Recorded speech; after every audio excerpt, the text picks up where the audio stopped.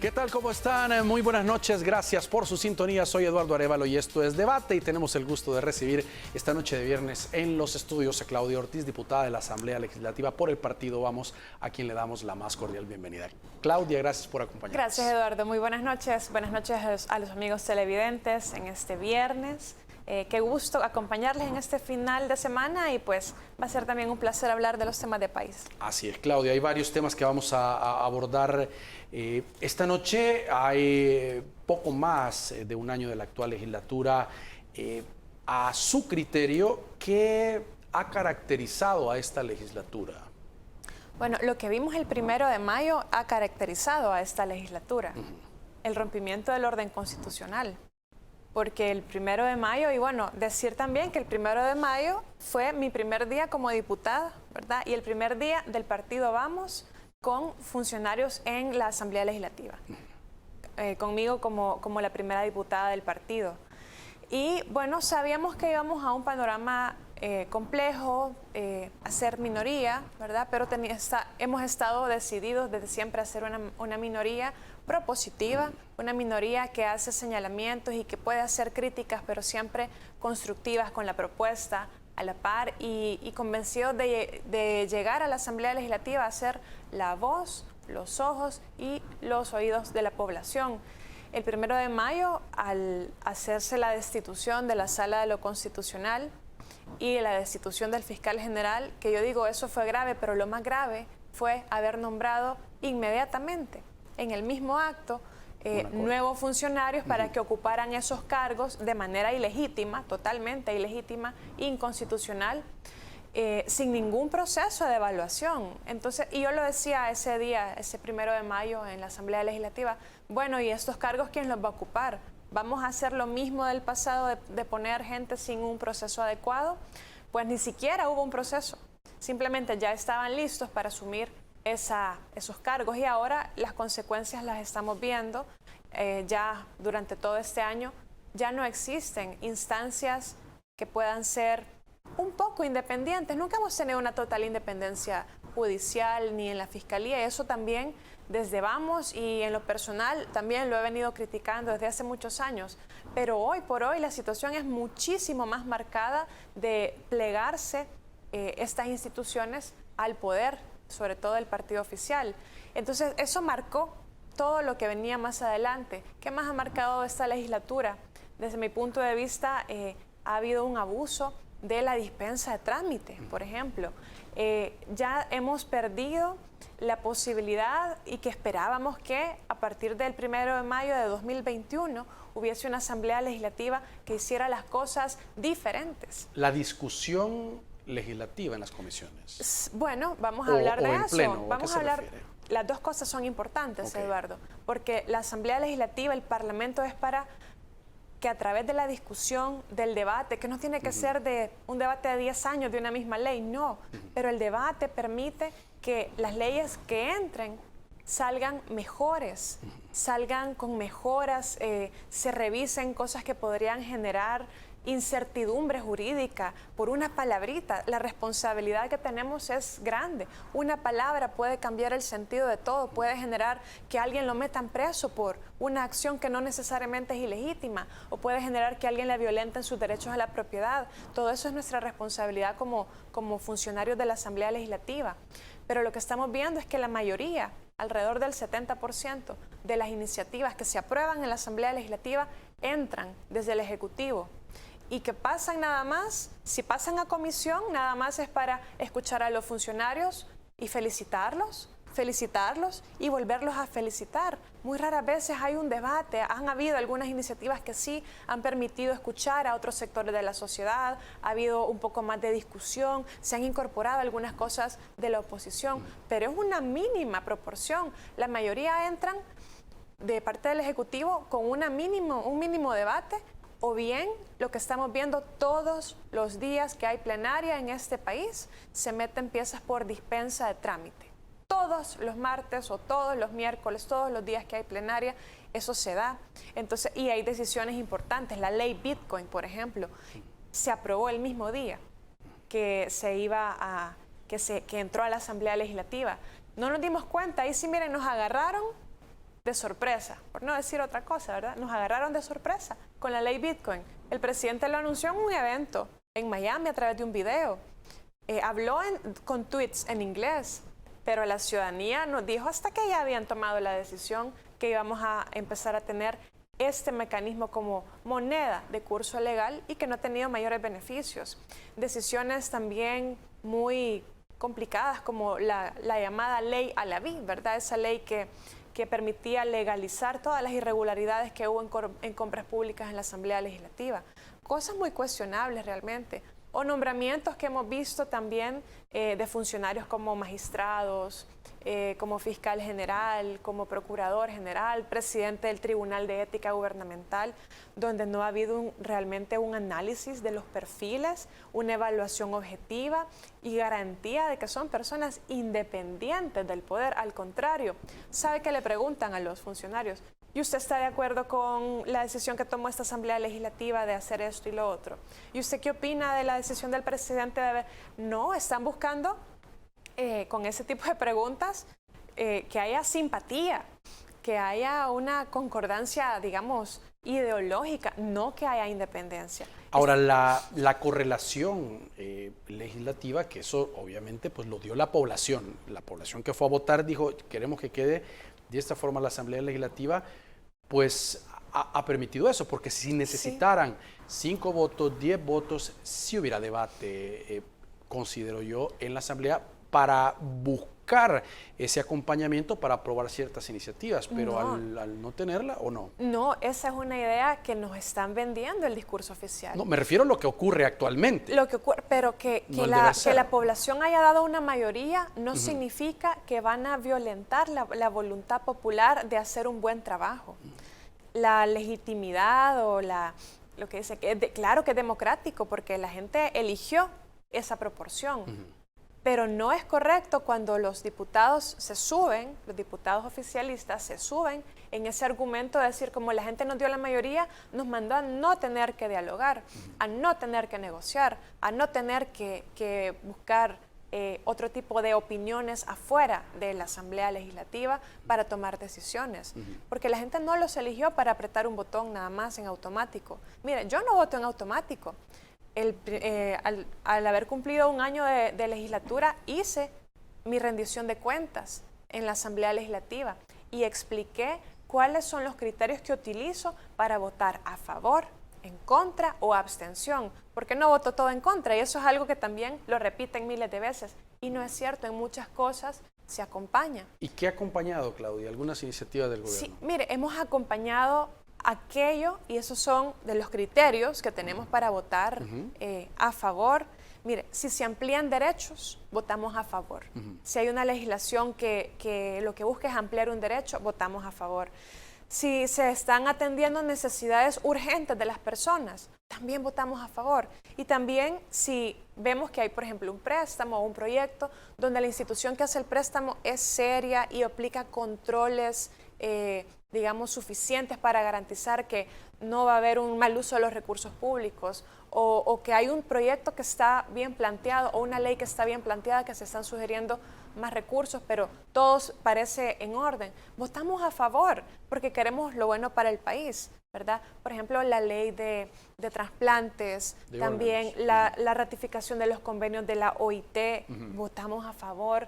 También las reformas a la ley de adopciones, votamos a favor, cosas que nos parece que son importantes, pero por supuesto que hay otras que nos parece que no podemos prestarnos a eso y votamos de manera contundente en contra, porque aquí no estamos en un cargo no para decir, ay no, yo mejor aquí no opino, no. La gente nos mandó también a hacer un papel de contraloría. Ahora, Claudia, hay una encuesta de la UFG que salió recientemente y muchos creían que la evaluación del trabajo legislativo iba a estar muy por debajo de la nota, pero la nota global que la población, por lo menos de esa encuesta, fue de 7.1 al trabajo legislativo. 45.6 dijo que consideraba que los diputados están a favor del pueblo. Un 24.3 dijo que solo aprueban lo que les envían de casa presidencial. Un 15.5 dijo realizan un excelente trabajo y un 8.3 dijo que no tienen criterio propio. Bueno, entre que aprueban todo lo que les mandan de Casa Presidencial y que no tienen criterio propio, esas dos categorías ya hacen un grupo también importante. Tampoco es que la población esté dando una aprobación unánime y sin ningún reparo a la Asamblea Legislativa. Pero ¿por qué será? ¿Por qué la gente da una calificación? O sea, no es 10, pero es un 7.1. La Asamblea en las encuestas haya tenido niveles más bajos. Pues es muy importante decir que hay un control total de los medios legislativos. No me extraña si la publicidad ya no es... Miren, el canal de la Asamblea Legislativa, el canal de televisión, el canal del YouTube, las redes sociales de la Asamblea Legislativa son pagadas con los impuestos de todos nosotros. Con los impuestos de los que votaron por el partido oficial, por los que votaron por Vamos, con los impuestos de los que votaron por otros partidos políticos de diferente signo ideológico. Por lo tanto, es un medio público que debe ser usado para reflejar la variedad de opiniones que hay ahí. Busque alguna publicación en redes sociales, busque algún tipo de noticia en el sitio web de la Asamblea Legislativa que muestre siquiera la cara o lo que ha dicho un diputado de oposición, no lo va a encontrar. Entonces, obviamente, si lo que la Asamblea Legislativa está vendiendo es puro discurso, pura propaganda, no me extraña también que sea esa la percepción de una parte de la población. Pero a pesar de eso, porque las redes sociales, ¿verdad?, están ahí, la prensa está presente en la Asamblea Legislativa, los diputados de oposición, esta servidora, estamos ahí para decir lo que está pasando. Como que en la Comisión de la Mujer nos llevaban a visitas territoriales supuestamente para estar más cerca de la población, pero eran mítines políticos. Y eso sigue pasando en otras comisiones. Y esas comisiones no las transmiten por los canales oficiales, ¿verdad? ¿Y por qué no las transmiten? Dicen que no tienen la capacidad y que no son el gobierno de la innovación, pues, ¿verdad?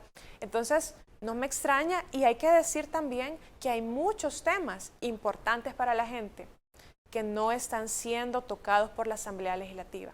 En lo personal, me he dedicado a presentar diferentes propuestas. A un año de legislatura he presentado 14 propuestas. Unas han sido producidas desde mi equipo de trabajo y esta servidora. Otras han sido acompañando a organizaciones de la sociedad civil, de derechos humanos, a movimientos que quieren ser visibilizados en sus demandas. ¿Qué tipo y de otras temas, han sido en Claudia? conjunto. Mire, hemos presentado, la primera que presentamos fue reformas a la ley de acceso a la información pública para ampliar el derecho de transparencia, para que la gente, el derecho a saber. Los diputados de la bancada oficialista presentaron y empezaron a analizar y emitieron dictamen de una ley que iba a obstaculizar la transparencia y no les dio vergüenza hacerlo. Pero la presión social y de la comunidad internacional impidió que eso pasara a ser ley. Nosotros presentamos para ampliar el derecho. Lo han estudiado teniendo 2 expedientes o 3 expedientes del mismo tema, no analizaron ese. Y lo construimos con varias organizaciones que han sido especialistas en el tema. Hemos presentado también propuestas para reformar la LEIV, que es la Ley Especial para una vida libre de violencia hacia las mujeres, para incluir la violencia obstétrica, que es la violencia que pueden sufrir las mujeres en el contexto del embarazo, el parto o el posparto, como una expresión de violencia hacia la mujer.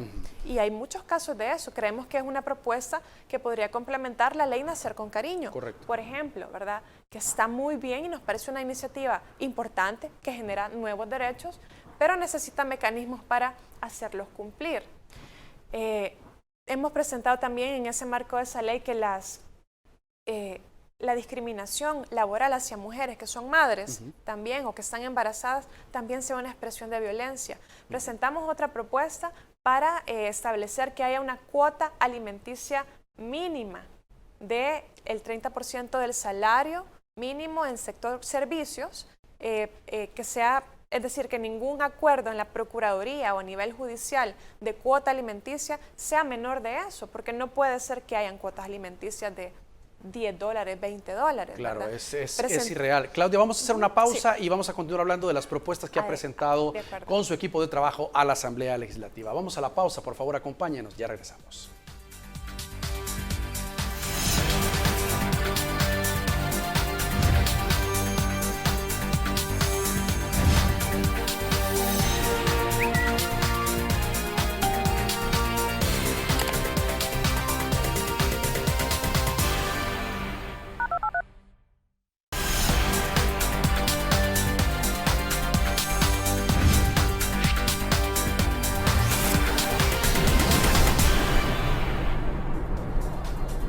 Muy bien, gracias por continuar con nosotros. Estamos conversando con Claudia Ortiz, diputada de la Asamblea Legislativa por el partido Vamos. Claudia nos hablaba de las iniciativas que ha presentado en poco más de un año en la Asamblea Legislativa. Algunas nos decía trabajadas con su equipo y otras también dando respaldo a iniciativas presentadas por organizaciones sociales. Y hay una muy importante en este sentido, que acompañamos a un número muy importante, muy representativo de organizaciones de víctimas del conflicto armado, organizaciones de derechos humanos que les han acompañado durante muchos años, que es la ley de justicia transicional para graves violaciones de derechos humanos en el marco del conflicto armado.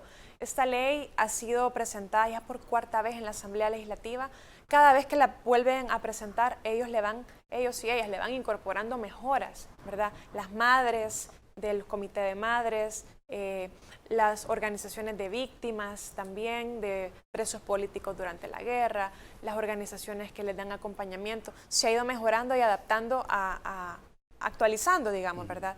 Y la hemos presentado también y no se ha iniciado el análisis. Este es un tema importante. Miren, sabemos que este grupo, las víctimas, llevan 40 años buscando justicia para violaciones de derechos humanos atroces, ¿verdad? Historias desgarradoras que cada vez que uno las escucha no puede evitar estremecerse. Y es necesario que esa gente, esas madres que ahora ya están falleciendo y también quienes perpetraron esos crímenes están falleciendo, se nos va escapando poco a poco la posibilidad de que logren justicia. Y es urgente que iniciemos esa discusión. Y al no iniciarla y al permitir que eso se enfríe, ¿verdad? Ya fueron escuchadas, gracias a que estuvimos insistiendo a que se les diera audiencia, fueron escuchados, pero estamos perdiendo la posibilidad de generar justicia. Entonces lo que vamos a tener y lo que vamos a seguir teniendo es impunidad, y la impunidad del pasado permite y reproduce la impunidad de hoy en día. Y no es a mí que me están diciendo que no, miren, ni siquiera se agendan en las comisiones el análisis, aunque sea para decir dictamen desfavorable, no se agendan. Y más grave, a partir de enero de este año, ya ni siquiera la Junta Directiva las envía al Pleno para distribuir las comisiones, las iniciativas de ley de los partidos de oposición. Normalmente se entregan en ventanilla, suben a Junta Directiva y la Junta Directiva determina a qué comisión van. Hoy ni siquiera eso, entonces nuestras propuestas de ley no están ni siquiera siendo registradas en el sitio web de la Asamblea Legislativa. Pero esto es gravísimo. pasan a la comisión. No pasan a la comisión. ¿Y qué trámite legislativo sigue? Están congeladas en la Junta Directiva. Ya hay una mora de alrededor de 3 meses en los cuales la Junta Directiva de la Asamblea Legislativa no ha bajado a Pleno para distribución de correspondencia ningún tipo de propuesta de los partidos de oposición, y yo creo que incluso de los demás partidos. Solo los de su partido logran bajar. ¿Y qué respuesta da la Junta Directiva a esto? Ninguna. Ya hemos mandado cartas solicitando cuál es el criterio para priorizar, porque todas las semanas ingresan, ¿verdad? Pero, mire, no es a mí que me están diciendo que no. No es a Claudia Ortiz, yo soy un canal. A las víctimas, a las madres que necesitan una cuota alimenticia mayor, a las organizaciones sociales que están queriendo hacer ver desde hace mucho tiempo sus demandas. A ellos se les está diciendo que no tienen derecho a participar de las decisiones de este país. Y ese es el trabajo legislativo que se está haciendo.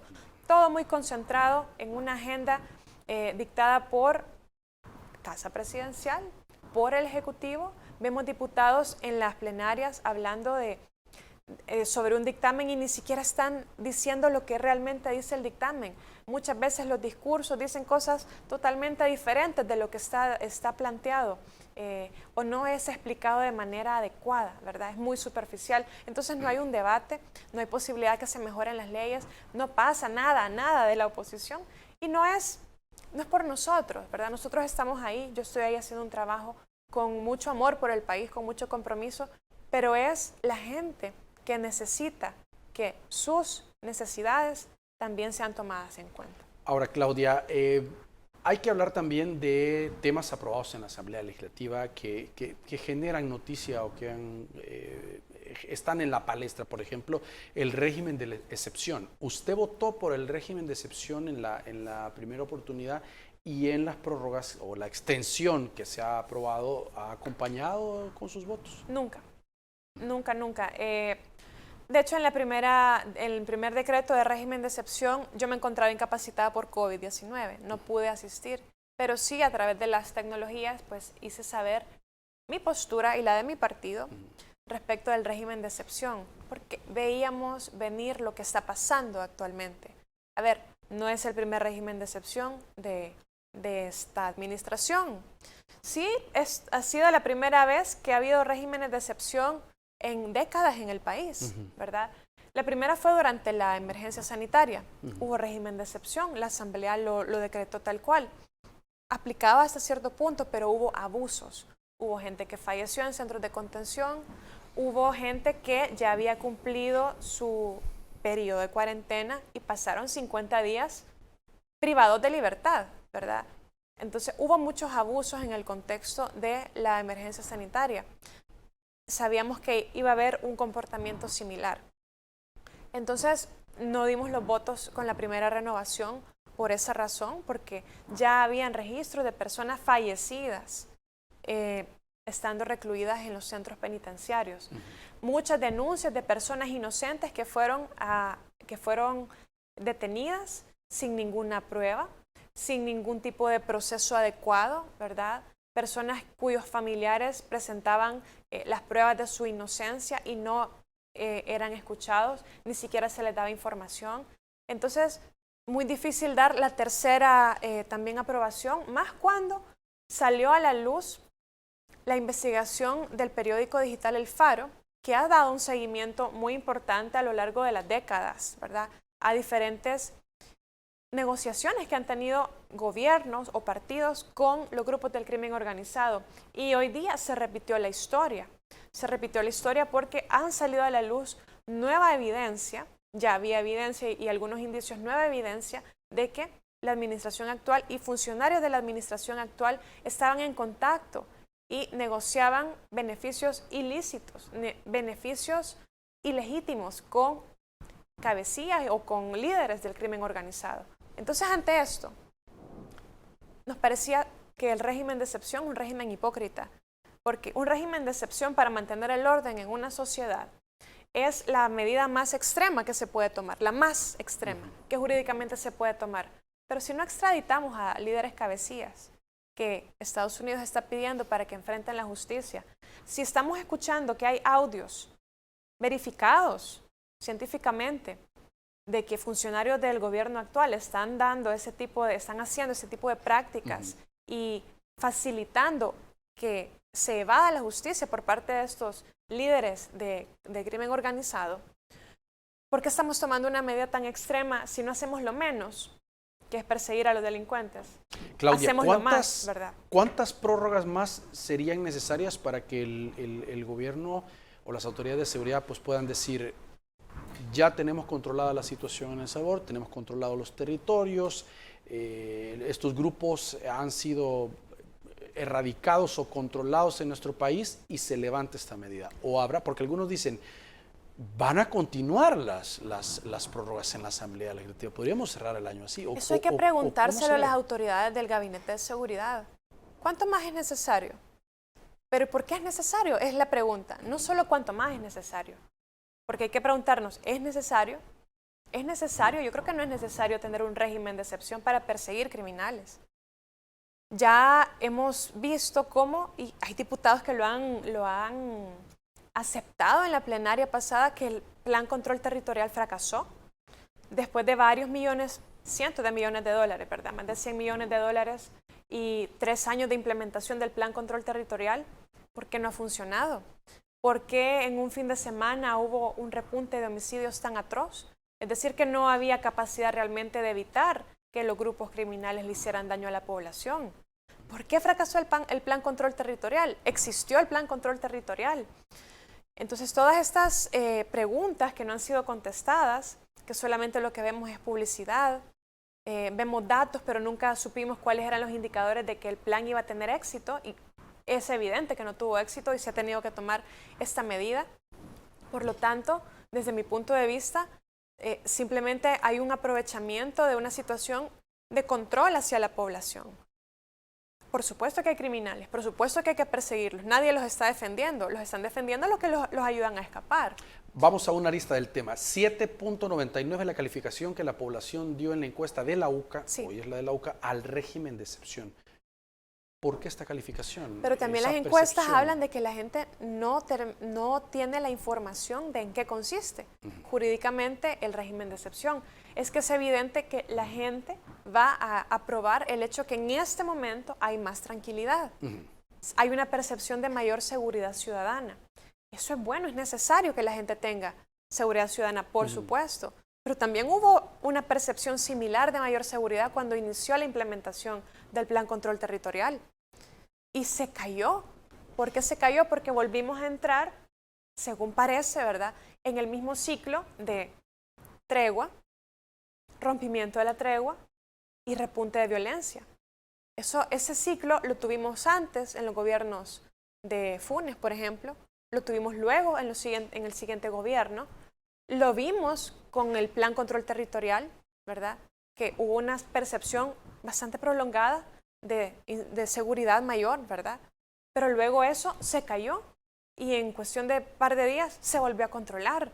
Entonces no nos están diciendo realmente qué es lo que está generando el descenso del crimen en el país y esos repuntes. Ahora, la misma encuesta hace un análisis en que las comunidades, pues obviamente la percepción de seguridad la sienten, pero conocen poco de las garantías constitucionales que han suspendido. Exacto, porque o no conocen sí, o dicen, no es eso lo que me interesa ahorita, es que haya control del territorio. No, por supuesto, y la gente lo que quiere es que sus derechos sean efectivos. ¿Qué es el régimen de excepción? El régimen de excepción es que durante un tiempo excepcional, es decir, la excepción, no a la regla, la ciudadanía salvadoreña no va a tener garantizados 4 derechos, que es lo que se ha incluido en el decreto.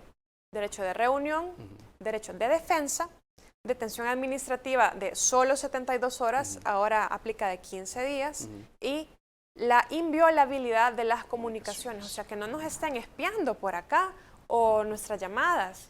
A todos nos aplica eso, ningún salvadoreño ni residente aquí en el país está protegido de hecho, eso. aprobaron en la plenaria de esta semana una reforma para un equipo que pueda ser utilizado en combate a criminalidad para intercepción. Sí, se han aprobado 10.9 millones de refuerzo de la Fiscalía para escuchas telefónicas. ¿Es para escuchas telefónicas? Sí, de los 14 millones, 3 y pico son para defensa de los intereses del Estado, para arbitrajes, y 10.9 para escuchas telefónicas. Para estos grupos. Probablemente sí, ¿verdad? Va en la misma línea. Entonces, por supuesto que la gente va a apoyar el hecho de sentir más tranquilidad. Sí, la gente quiere que le resuelvan ahorita. Pero el problema es que no solo necesitamos que nos resuelvan ahorita, sino que esa solución sea en el largo plazo. Y la experiencia nos ha mostrado que si entramos en estos ciclos de negociaciones ilegítimas con el crimen organizado, eso se rompe, y cuando se rompe el resultado es peor y entramos en una etapa peor de inseguridad, peor de injusticia, peor de impunidad. Por lo tanto, yo no me opongo a que la gente esté tranquila, no me opongo a que se persiga el crimen. Evidentemente que no, ellos lo repiten 1000 veces, pero es mentira. Claudia, pero hay en redes sociales he visto ese debate de decir, estás en contra del régimen, estás apoyando a las pandillas. Y ese es el truco del oficialismo, esa es su manipulación al discurso, que si uno no apoya al régimen está a favor de las pandillas. Eso es lo que quieren hacer creer y repiten esa mentira 1000 veces, pero una mentira repetida 1000 veces sigue siendo mentira. Lo que queremos es que haya soluciones de largo plazo, soluciones reales y no soluciones que pasen por la ilegalidad, porque ya está demostrado que eso no es efectivo en el largo plazo. Y que el resultado de que esas condiciones que se logran mediante algunos acuerdos se caigan es aún peor. Okay. Entonces, esa es mi postura. Quiero un país que viva en paz, quiero un país que tenga justicia, quiero un país donde la impunidad no sea la regla. Quiero un país donde no veamos que se repitan las escenas de la guerra, donde andan las madres de inocentes preguntando de institución en institución a dónde están sus hijos, por qué se los llevaron, si son gente trabajadora, si son muchachos que estudian, si son personas que no le han hecho nada a nadie y no tienen vínculos donde los inocentes no estén pagando. Mientras tanto, los cabecillas identificados incluso por el gobierno de los Estados Unidos son ayudados a escapar. Entonces la sociedad tiene que ver el panorama completo de esto, y como diputada de oposición, que no voto en automático, que no me dejo llevar solo por el discurso, que tratamos de contrastar la información para tomar una decisión responsable, no puedo estar de acuerdo con un régimen de excepción que se esté dando en estas condiciones. Vamos a hacer una nueva pausa, por favor, acompáñenos, ya regresamos.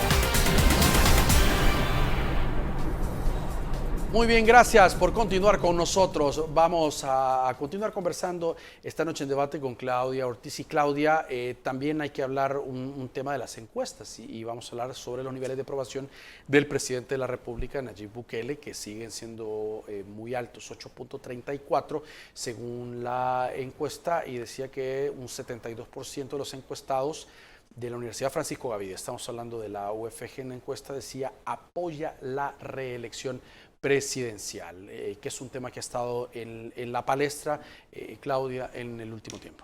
Sí, bueno, felicitar al presidente por esta alta aprobación, ¿verdad? La pregunta es si ha logrado que algo cambie sustancialmente a nivel económico en el país, si está realmente cumpliendo sus promesas de campaña, si está realmente generando el país que nos prometió, ¿verdad? Y yo creo que lo importante es realmente pensar en qué país queremos construir. Eso no depende solo de una persona. El país que todos queremos construir es un país, como ya lo dije, en paz, pero también un país donde haya oportunidad de pensar diferente, de que por pensar diferente no nos estén amedrentando, no nos estén atacando, donde la gente no tenga miedo de poner su opinión en redes sociales porque se le van a venir la horda de troles, ¿verdad? O puede haber represalias en sus lugares de trabajo. También queremos un país que tenga prosperidad económica, donde podamos decir, de aquí a 10 años vamos a lograr estas metas económicas, vamos a reducir la pobreza en este porcentaje. ¿Se ha reducido la pobreza en El Salvador? ¿Se ha logrado indicadores económicos mejores? Dicen que íbamos a crecer no sé cuánto por ciento. Mentira. Después el Fondo Monetario tuvo que hacer más moderada la proyección de crecimiento del país. La situación económica sigue igual. ¿Qué intereses económicos se han tocado en este país como para decir que hay realmente un cambio? Ha habido cambios de colores, incluso hay muchos funcionarios que están ahora en la administración actual o en la Asamblea Legislativa con colores diferentes, ¿verdad? Pero las prácticas son las mismas.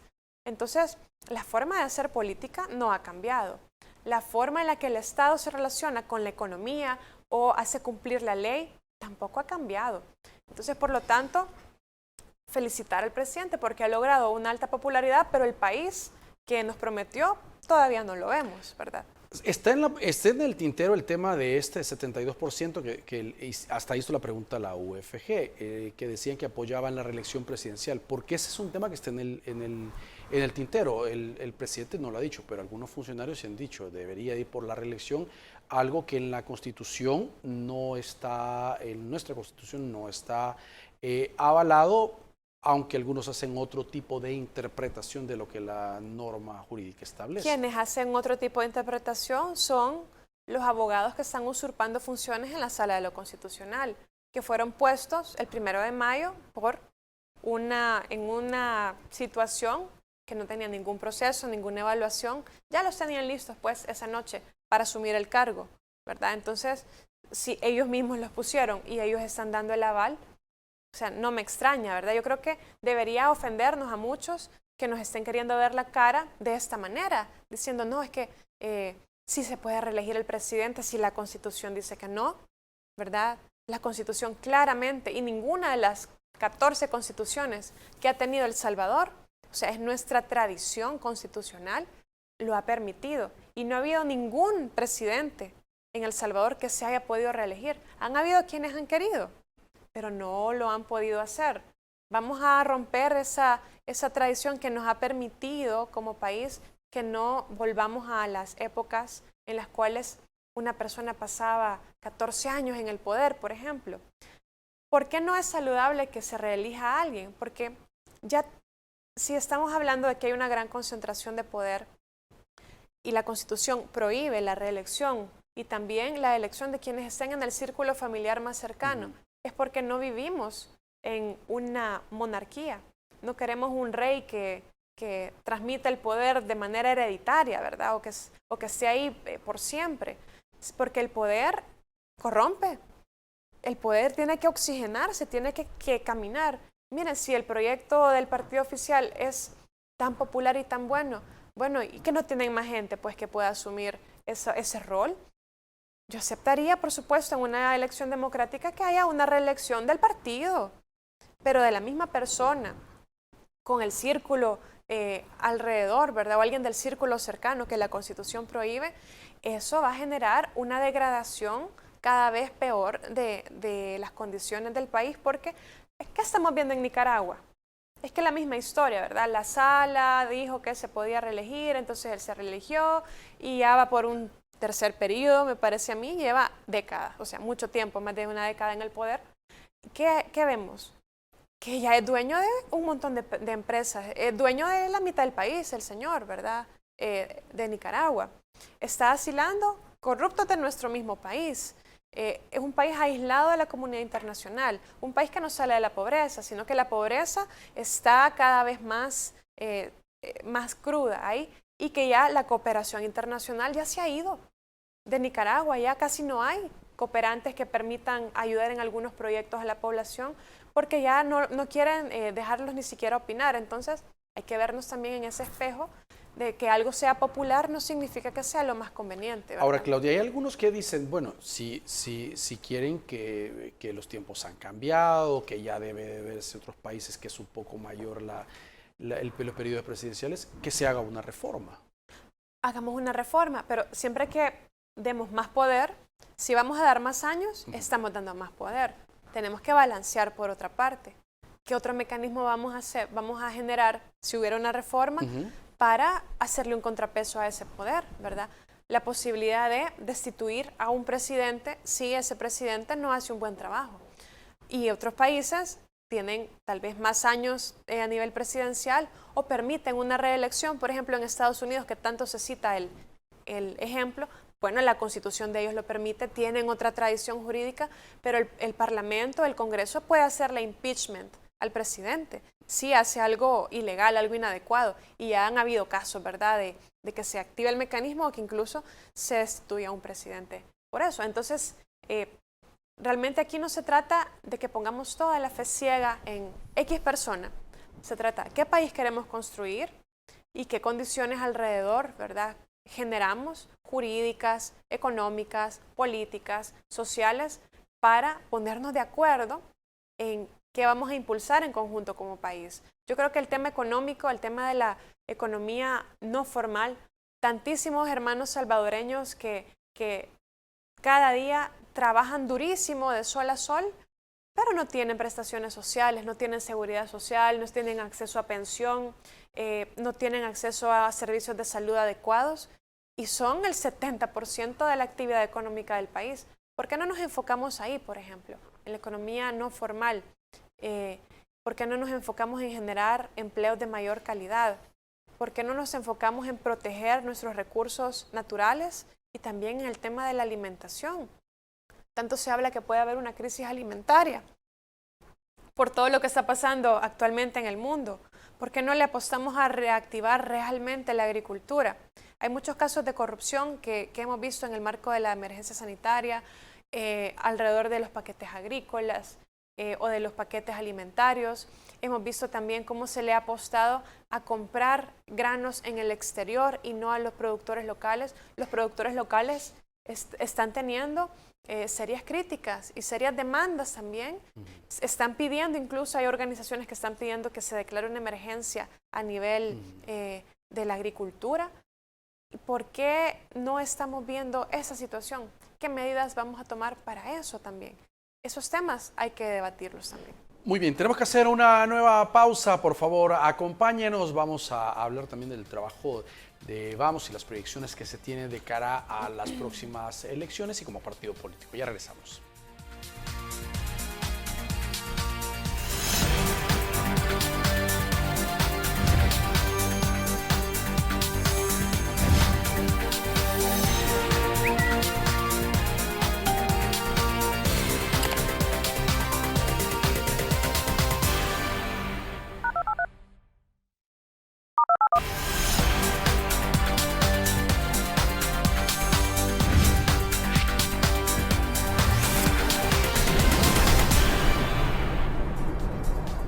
Muy bien, gracias por continuar con nosotros. Claudia, ¿cuál es la proyección de Vamos como partido político, pues de cara ya a una próxima elección o al trabajo mismo legislativo? Sí, bueno, el partido Vamos ha entrado en una nueva etapa de su vida, ¿verdad? Como organización política, ya al tener funcionarios ejerciendo la representación de Vamos en diferentes instituciones. En la Asamblea Legislativa está su servidora, tenemos 2 concejales, en Santa Tecla, Wendy Alfaro, en Zaragoza, Walter Segovia, como concejales, y también el alcalde que logramos en estas elecciones, el alcalde Carlos Coca, del municipio de San Isidro, Morazán. Entonces estamos en diferentes lugares, ¿verdad? Con gente muy buena, líderes natos también, que están haciendo una labor muy importante y muy en relación con los valores y principios del partido. Y en esta nueva etapa, pues el partido empieza también a abrirse a nuevos liderazgos. Recientemente ha adoptado, como hemos nombrado, ¿verdad?, al señor Ramón Rivera, que ya era parte del consejo directivo del partido, del Consejo Ejecutivo Nacional, pero actualmente también ostenta un cargo estratégico y operativo como director nacional. Asimismo, Sofía Baquerano, que es nuestra secretaria de Asuntos Jurídicos, pues también es otra importante vocera de nuestro partido. Y estamos abriéndonos a pláticas con diferentes movimientos, grupos, ¿verdad? Escuchando las inquietudes de diferentes sectores de cómo podemos darle forma a un proyecto de participación política en el 2024. Y estamos muy conscientes del rol que tenemos actualmente como organización política de representar a un grupo de la población que creo que cada vez es más importante, que están preocupados con el rumbo que tiene el país, están preocupados con las decisiones muchas veces impuestas que se toman, abusivas de los derechos de la población, y que realmente buscamos generar un importante grupo de candidatos, de personas comprometidas con el país, que puedan ser la mejor oferta posible para la ciudadanía en las próximas elecciones. Ahora, Claudia, hay varios institutos políticos en formación en este momento. Nos hemos sentado a conversar con algunos de sus líderes que están buscando también una opción política, aparte de los partidos ya tradicionales. Algunos de la misma población o los analistas dicen son expresiones genuinas de la población que está buscando otras opciones. Otros dicen, no, estos van a ser unos partidos más plegados al Ejecutivo, o cómo será el espectro político que vamos a tener. Sí, yo considero, viendo los antecedentes de algunos partidos políticos que están en formación, por las personas que están participando en el proceso, sí podríamos analizar que hay cierta coincidencia, ¿verdad? Y que podrían jugar ese rol que los analistas han mencionado. Hay otros que me parece que también son expresiones genuinas de la población, y eso es lo que tenemos que aspirar. No aspirar a un sistema de partidos, de partido único o de partido hegemónico, que actualmente parece que ese rumbo es el que quieren llevar, ¿verdad?, en el oficialismo. Los salvadoreños sabemos, yo creo que sobre todo los televidentes de este programa están conscientes de lo que ha costado construir mínimas condiciones democráticas, elecciones libres, transparentes, competitivas, ¿verdad?, que hemos sido un país muy estable en América Latina en ese sentido. Lo que ha costado eso y la posibilidad de que diferentes formas de pensamiento puedan participar y puedan estar representadas y puedan opinar en el día a día de nuestro país. La diversidad del pensamiento, eso es algo que no podemos perder, ¿verdad? La democracia es eso, que todos podamos decir nuestra opinión y aportar en la toma de una decisión. Entonces creo que debemos aspirar a un sistema de partidos más equilibrado, más diverso, donde todos podamos opinar y tener nuestras ideas representadas, y sobre todo un sistema de partidos donde los partidos estén por la democracia, por los contrapesos, por el respeto a la Constitución, y no ir generando partiditos satélites para ir generando totalmente lo contrario, ¿verdad? Ahora, el soberano al final, la población es la que decide. Históricamente en El Salvador se ha dicho, la gente no pone los huevos en la misma canasta, sino que si le daba el Ejecutivo a uno, hacía contrapeso en la Asamblea, y esa es la forma como la gente iba equilibrando el poder. Eso no se ha visto en las últimas 2 elecciones. ¿Será que ha cambiado de opinión la población con su voto, o era como una prueba, digamos, decir, ok, veamos si ponemos todos los huevos en la misma canasta, y hoy podría cambiar su forma de votar, o cómo se podría interpretar la decisión del electorado, y si es que usted considera que continúa o no? Yo considero que la gente está consciente de sus necesidades, está consciente de los servicios públicos que necesita, ¿verdad? Está consciente de la situación económica que está viviendo. Y la pregunta es si quienes han gobernado han cumplido con la tarea de mejorar esas condiciones o no. Esa es una parte. Y lo otro es la oferta que haya, ¿verdad? La oferta que haya. Si tampoco hay mucha oferta, va a ser difícil que la gente ponga los huevos en diferentes canastas. Pero lo preocupante de esto es que, por ejemplo, a nivel del Tribunal Supremo Electoral, a nivel de la propaganda gubernamental fuerte que se está pagando con los impuestos de todos, se está cerrando la posibilidad que se abran más espacios para nuevas opciones, para que participe gente que nunca ha estado en política, que tiene una trayectoria profesional o de liderazgo social limpia y decente, y que, bueno, todos los incentivos que se están generando ahora es para el temor al que piense diferente. Entonces también hay una práctica bien sistemática de ir invisibilizando o de ir amedrentando al que no está de acuerdo con lo que está pasando y tiene derecho a participar y a representar a otros. Entonces ahí también podemos decir, no, es que no había opciones. Bueno, es que también ahorita en el contexto que se está viviendo, quien se presente como una opción diferente también la tiene muy complicado por la concentración de recursos que hay, que otros gobiernos lo han hecho y este lo está haciendo también, de hacer propaganda con recursos públicos, y el tema de cómo se está atacando fuertemente a quien está pensando diferente y expresándolo. Aunque ya había ocurrido también en otras ocasiones ese tipo de situaciones, Claudia, y siempre la población votaba de esa forma. Ahora, ¿o será que estamos llegando a un punto como en Guatemala, por ejemplo, que la gente no es tanto por el partido, sino por el candidato? Porque ahí van, partidos vienen, y la gente es como que se fija más en la figura, como sucede en el caso sucedía en el caso de las alcaldías en el país, que es más la figura dominante del empresario, de la persona conocida, el de la ferretería, que la gente se identifica con ellos. Sí, y ahí es algo que sucede en muchas partes, es un fenómeno a nivel mundial prácticamente, donde normalmente la identificación es más con una persona que con una institución.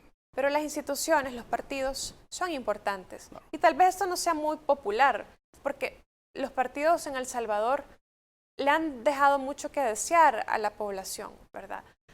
Pero uno puede confiar en una persona, pero esa persona a quien se le va a dar la confianza necesita también un contrapeso. Idealmente los partidos deberían ser contrapeso y no solapar la corrupción de los que llegan a ser funcionarios.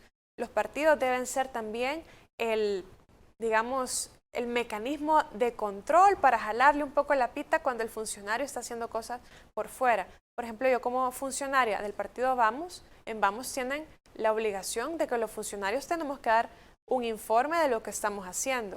Nos han pedido prácticamente también un informe de cuáles son nuestros salarios, cuántas personas tenemos trabajando con nosotros. Es decir, hay un control bastante fuerte porque no podemos manchar la imagen del partido y porque también toda una base de personas que forman parte, que son militantes del partido, han depositado su confianza en nosotros como funcionarios, ¿verdad?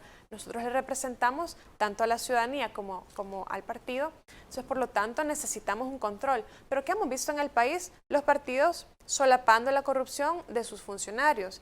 Por eso creo que es importante que nazcan más opciones y que las que ya estamos nos fortalezcamos para generar una nueva visión, una nueva generación de partidos políticos más democráticos y que cuiden más los intereses de la ciudadanía y no de la dirigencia. Vamos a estar pendientes de lo que ocurre en torno a los temas políticos, sin duda, del partido Vamos. Claudia, gracias por acompañarnos esta noche. Gracias, Eduardo. Ha sido un gusto estar acá por primera vez, realmente. Y que no sea la última, Claudia. Y que no sea la última, y desearle pues a la audiencia pues feliz fin de semana y pues un bendecido descanso a todos.